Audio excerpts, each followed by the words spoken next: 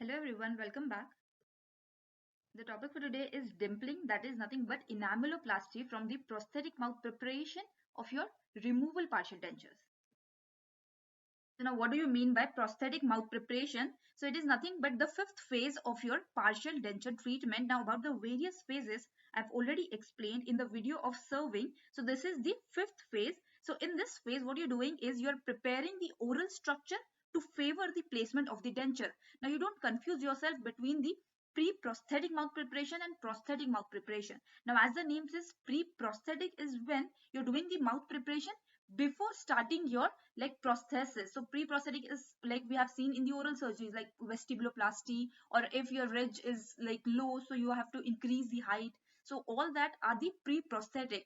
Now prosthetic is when you're doing some modification so that your denture, so the placement of denture is favored properly. So now in this, like we have seen about the various parts of the RPD like the rest, proximal plate, etc.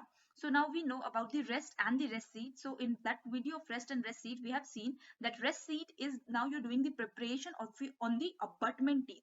So that comes in the like prosthetic mouth preparation where you're doing the changes on the existing structures.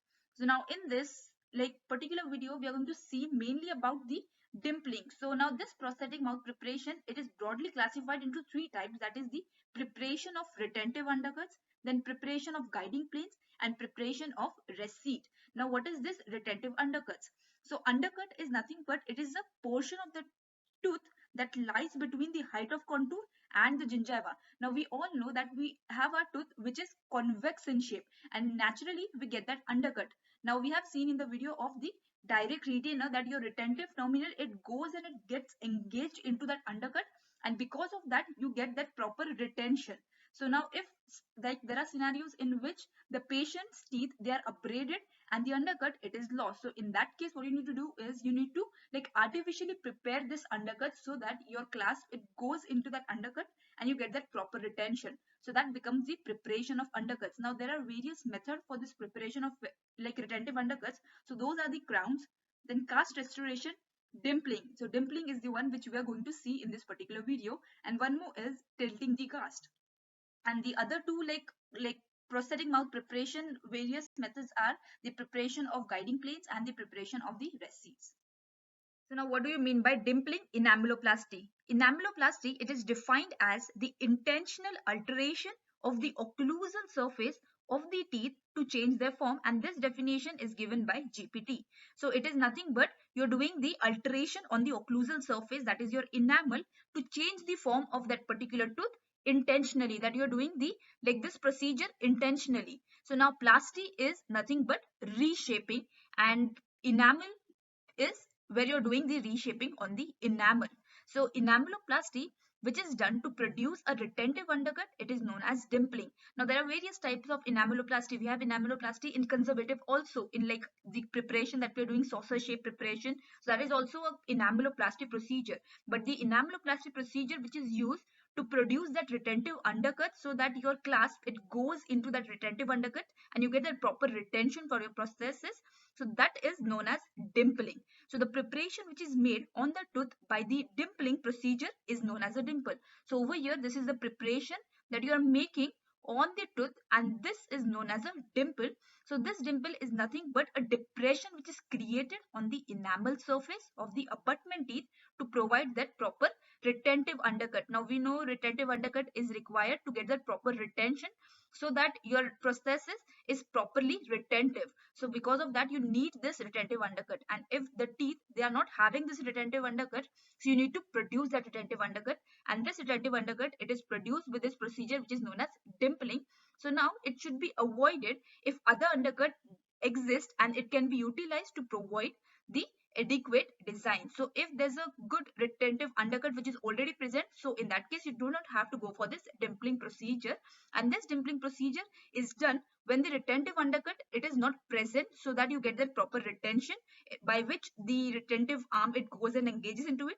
Or it can also be done to modify the retentive undercut which is already present, but that retentive undercut, it is not a favorable one.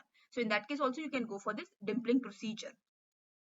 Now, how is the design of this dimple? So it is a gentle depression and it is not a pit or a hole. So you have to see that whenever you're doing the preparation of this dimple, so it should be a gentle depression. Over here now you can see this is a gentle depression and it is not a pit or a hole.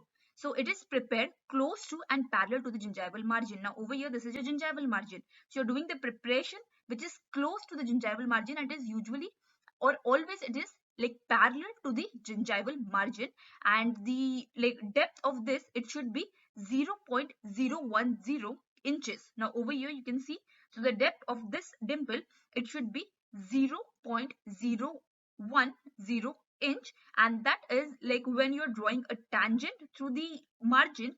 So over here now you can see this is the like depth of this dimple, and over here the size of the dimple it should be 2 mm occlusal gingivally over here. So it is, so over here this is your occlusal surface, gingival surface. So basically the height of this dimple it should be 2 mm, and the width, that is the distance mesiodistally, so it should be 4 mm. So this is the size of your dimple, that is 2 into 4, and over here the surface of the dimple it should be highly polished. So the depression it should exhibit a smooth flowing contours. So in this the sharply defined dimples and pits they should be completely avoided. So this is the design, like how you need to do the preparation for your dimple, like how exactly your dimple it should be. So now what are the indication of doing this dimpling procedure? So first is when the retentive undercuts, they are small and they are non-retentive, that require modification. So basically the teeth that do not have that undercuts, so you need to go for this dimpling procedure. And the teeth with nearly vertical buccal and lingual surfaces. So that means the teeth which are already abraded. So that means the teeth, they are not convex, and because of that the teeth they have become like vertical or straight. So in that case you have to go for this dimpling procedure. So now how exactly you do this procedure? So in this the burr which is used is a small round ended tapered diamond stone. So in this the burr it is usually moved anterior posteriorly in this manner so that you're getting that proper depression, and this it should be near to your gingival margin, and the depression it should be gradual and it should not be steep and it should not be over deep also. So now we have seen the depth also, that it should be 0.010 inches, and the measurements also, that was the size, that is 2 into 4 so mm. So this is the procedure for your dimpling.